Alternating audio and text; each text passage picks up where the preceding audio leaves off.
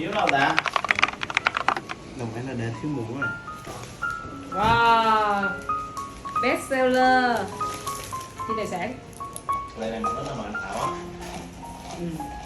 Nói gì đi Khải? Nói gì để nói rồi? Uống liver nhiêu đó đủ rồi hả? Bye bye. Hẹn ngày gặp lại. Giữ gìn sức khỏe. Bye. Bye. Bye bye Thảo. Bye. Tạm biệt tạm biệt. See you. See you guys later.